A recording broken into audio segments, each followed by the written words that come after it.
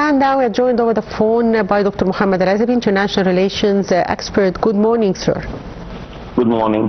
So, Dr. Mohamed, how important was the visit of President Milatovic to Egypt? Well, always Egypt tried to make great relations with all countries of the world, especially after what is happening in Iran and many struggles in many countries. We can say that the meeting between His Excellency President Fattah al-Sisi and Montenegrin President Milatovic make a total shift in Egypt's European foreign policy.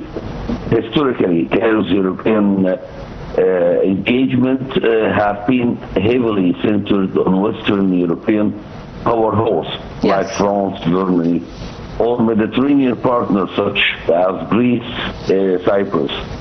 This inaugural visit by Montenegrin President signals Egypt's intent to diversify its alliances into a Western Balkans. Montenegro is a NATO member and a front runner for European Union accession. President's strategic gateway for Egypt into Southern and Central Europe. Also positioned on the Adriatic Sea, Montenegrin could serve as a vital logistical hub or transit point for Egypt's ambitions to export liquefied natural gas and green hydrogen to the European continent.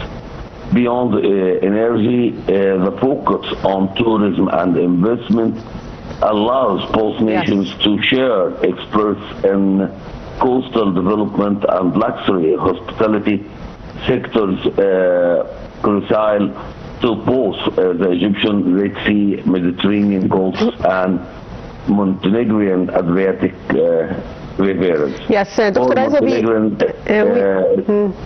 Okay.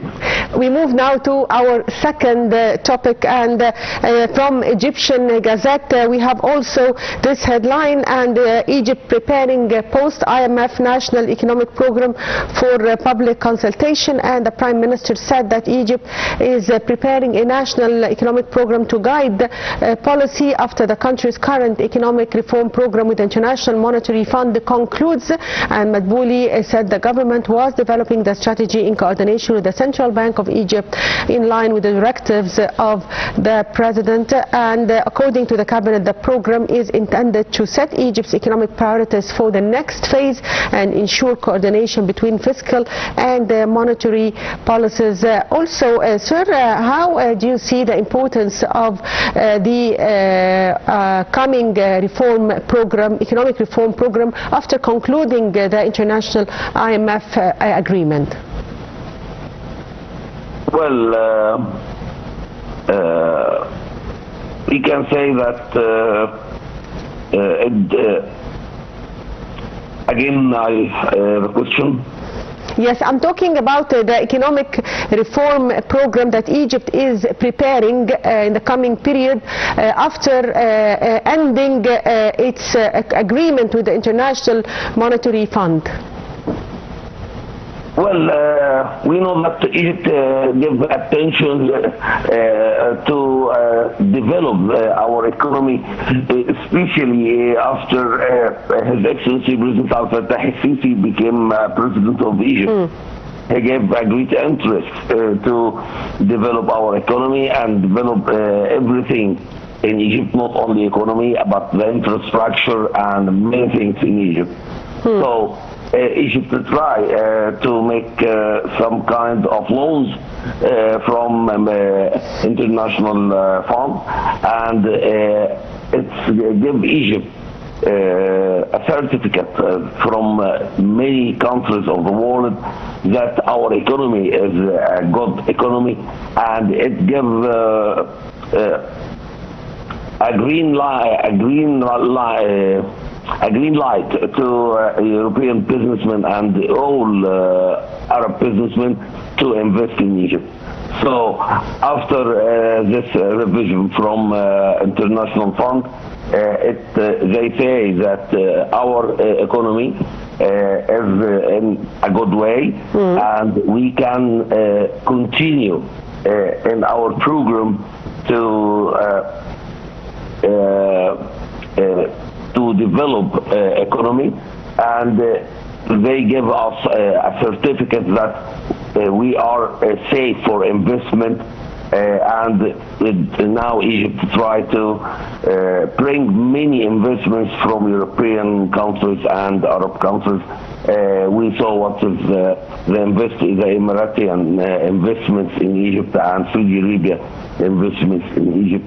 So now we will make a lot of investments by foreign businessmen, and it will give Egypt a great position for economy. Yes, sir. And also from Egypt today, we have the following headline: Egypt condemns Iranian attacks on vital facilities in Kuwait, and Egypt strongly condemned the Iranian attack targeting a power and water desalination plant in Kuwait. And sir, how do you see this escalation in the war between Iran and the United States and Israel, and now it is also reaching the Gulf countries?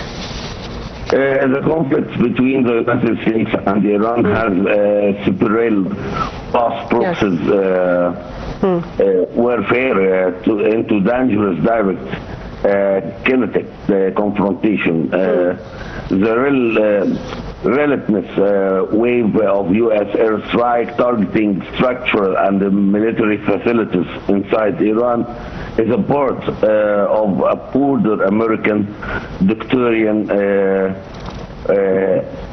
aiming to systematically degrade Iran's offensive capabilities and retaliations. Iran Islamic Revolutionary Guard groups has significantly widened the theater of war by targeting the Aqaba airport in Jordan, and American military nodes in Kuwait. Tehran is asserting that no U.S. ally to assist in the region is safe. The strikes near Aqaba, Port Jordan, a critical moderate USA and Western ally in a highly vulnerable position, threatening its domestic security and vital economic arteries. Attacks on Kuwait infrastructure directly challenges the security guarantees provided by Washington to the Gulf Cooperation Council. This places countries like Kuwait, Saudi Arabia, and United Arab Emirates under immense pressure to navigate their airspace defenses and defense agreement without triggering a total regional economic collapse.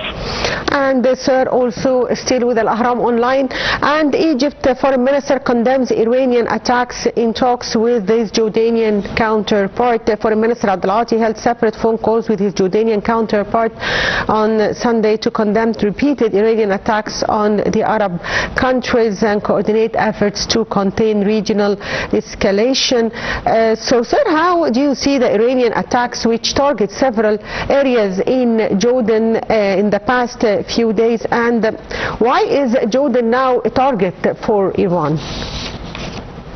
Well, we can say the region is teetering on the edge of catastrophe, multi-front war with the failure of international deterrence mechanism, the risk of miscalculation, such as the strike causing mass civilian casualties or a major disruption to global oil shipping lanes via the Strait of Hormuz, remain dangerously highly threatening a severe shock to a global economy.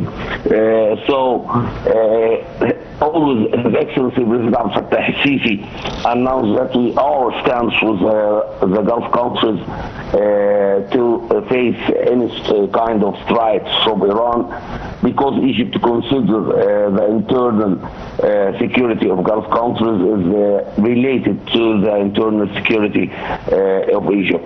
So always Dr. Badr Abdel Ati in his speech announced that we are stand with Gulf countries. We are ready to help them if they ask any kind of help, because not only the strikes towards Gulf countries affect Gulf countries, but also affect the international economy, especially what the attacks in Hormuz Strait. It raised the oil barrel price, and it prevent 20% of oil chains supply to reach to the world, so it affects the international economy. So Egypt tried to put an end for this struggle because they want to return back to the oil price, and we want to give the international economy and our economy too the chance to continue in development. Yes, and also, sir, from Al-Ahram Online, we read Egypt sends 236 Gaza aid convoy carrying food, medicine, and fuel to the Palestinian people amid the ongoing Israeli attacks. Sir, as an expert, can you tell us more about your assessment of Egypt's efforts to aid the Palestinians in Gaza, notably since the Israeli genocide war began in 2023? Well, we know that Egypt, not only from 2023, but from 1948, Egypt stands with Palestinian and take a responsibility to solve the Palestinian issue. It make Egypt to be involved in the wars of 1967 and 1973. It's because of Egypt always stand with Palestinian issue. It's not new. Yes. From 2023, His Excellency President Abdel Fattah al-Sisi, after what happened of 7th of October and Israel start to strike Gaza Strip, made the Cairo International Peace Conference here. Yes, Dr. Ezaby, thank you so much for being with us. And now we move on to our last news item from the press review, and it is also from Al-Ahram.